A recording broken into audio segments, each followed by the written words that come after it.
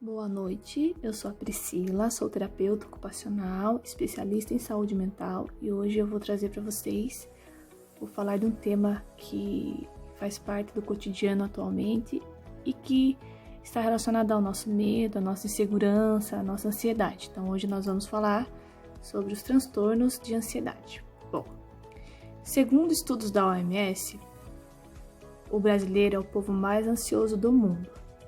Cerca de 9,3% da população brasileira sofre de algum transtorno de ansiedade. Quando se fala em ansiedade, nós temos que ter em mente dois itens que desenvolvem a ansiedade, que é o medo e a própria ansiedade. Só que eles são essenciais para a nossa sobrevivência.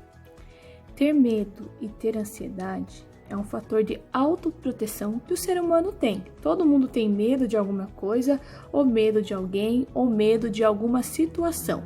É absolutamente normal ter medo de alguma coisa.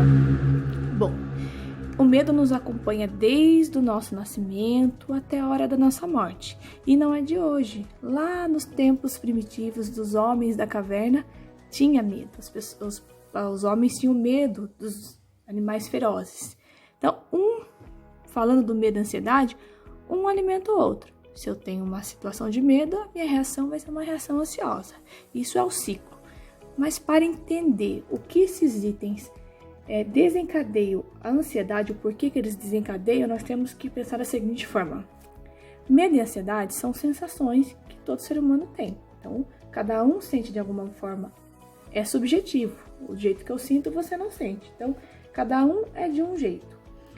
Essas sensações desencadeiam reações do nosso corpo, que daí é denominada como estresse. O estresse ele é responsável pelos aqueles incômodos que nós temos, falta de ar, dores abdominais, náuseas, por conta das alterações bioquímicas que acontecem no nosso corpo. O estresse ele pode ser denominado de duas formas, agudo ou crônico. O agudo, nós falamos que é o estresse saudável. É onde nós, quando passamos por uma situação de perigo ou apreensão, nós temos uma reação imediata. Mas qual reação imediata que nós temos perante uma situação estressante? É uma situação de fuga ou de enfrentamento. Eu vou exemplificar os dois. Fuga. Imagina você tranquilamente andando na rua e do nada começa um tiroteio. Qual é a sua reação? Você vai fugir daquela situação perigosa e vai se abrigar no local seguro. Então, essa é a sua situação de autoproteção, de fuga. E o enfrentamento, nós podemos falar, vamos imaginar que você daqui 2 horas tem um vestibular para fazer. Então, você já está ansioso, está apreensivo, começa a ter aqueles sintomas clássicos, sudorese, dores abdominais, náuseas. Mesmo com esses sinais físicos, você vai e faz a prova. Até porque depois de 10, 15 minutos de fazer a prova, os níveis de ansiedade vão diminuir. Então, você teve uma reação imediata de enfrentamento. E em contrapartida, nós temos o estresse que é crônico. E eu posso denominar como estresse patológico. É aquele que você não tem reação imediata perante ao perigo. Então, você começa a acumular ansiedade e medo, e você não consegue lidar com essa situação. Daí que você desenvolve os transtornos de ansiedade. Os transtornos de ansiedade, na verdade, são um grupo de outros transtornos ansiosos, que eles são diferenciados de acordo com seus sinais, intensidades e formas como se manifestam. Os transtornos, eu vou citar alguns mais comuns. O primeiro que eu vou citar é o transtorno de ansiedade generalizada. É aquele que a preocupação é excessiva, você fica em estado de vigília de forma permanente.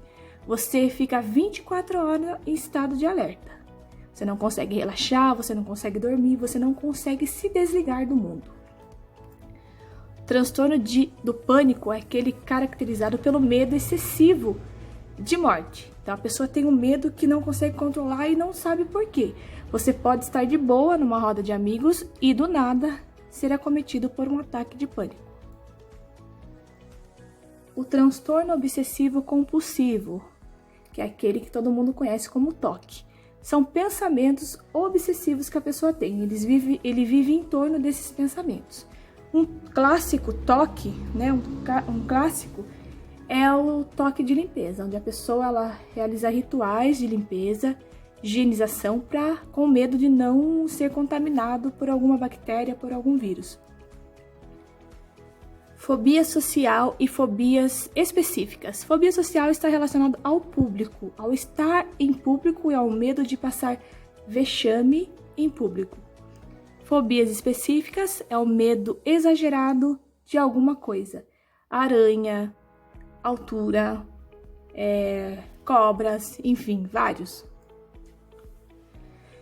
E o transtorno do estresse pós-traumático, que é aquele que ocorreu após um trauma do indivíduo. A pessoa não consegue levar uma vida normal, começa a ter flashes do que aconteceu e isso vai limitando o desenvolver do seu dia a dia.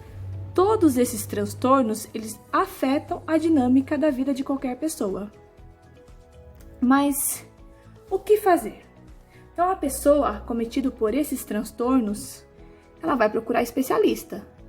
Mas esses especialistas ela vai se basear nos seus sinais físicos, que é a sudorese, a taquicardia, a falta de ar, palpitação no coração. Então ele vai em outros médicos, até chegar ao psiquiatra, que é o responsável pelo tratamento dos transtornos da mente. E como eu posso tratar? De que forma? Posso ir num consultório particular ou procurar serviços de saúde público, que tem nos municípios. Em Guapiara, nós contamos com o CAPS 1, que está preparado para trabalhar com essa demanda. Esse é o caminho para o tratamento. Agora, trabalhando um pouco mais, puxando um pouco mais o lado da terapia ocupacional, qual que é o papel da terapia ocupacional com pessoas que apresentam transtornos ansiosos? Primeiro de tudo, construção do vínculo terapêutico. Isso é essencial para qualquer tratamento. Eu preciso utilizar as atividades do meu paciente para tratá-lo. Eu vou propor atividades para que ele possa fazer o autoconhecimento, trabalhar a autoconsciência, regular o comportamento perante a crise. Ele não vai fugir do problema, ele vai ter uma resposta positiva.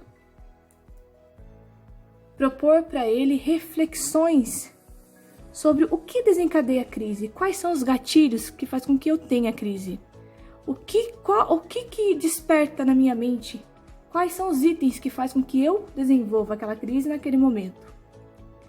Resgatar as atividades prazerosas que ele tinha, então propor atividades que dê prazer para eles. Durante a crise, esse indivíduo perdeu os papéis ocupacionais, foi deixando pelo caminho. A pessoa fica limitada a ficar em casa. Então, ela deixa de ter atividade de lazer, atividades educacionais e acadêmicas, ela deixa de ir na faculdade, deixa de namorar, deixa de sair para se divertir. Então, o objetivo do nosso trabalho enquanto terapeuta ocupacional é resgatar esses papéis que ficaram perdidos no percurso da crise. Esse é o nosso principal objetivo e assim desenvolver, aprimorar habilidades e propor uma melhor qualidade de vida para ele. E agora algumas frases que vão ajudar. Você não precisa agradar todo mundo. Existem pessoas que te amam. Progredir devagar ainda é progredir. Errar faz parte do processo e tudo bem se precisar de ajuda. Isso é essencial. Você precisar de ajuda, procure. Em Guapiara nós temos o CAPS. Se você sentir ansiedade, sentir ansioso, muito medo, você procura um serviço de saúde mental. Bom, eu agradeço a atenção, espero que tenham gostado. E só para informar que o próximo vídeo nós vamos tratar e abordar o tema de transtorno de ansiedade generalizada. Obrigada.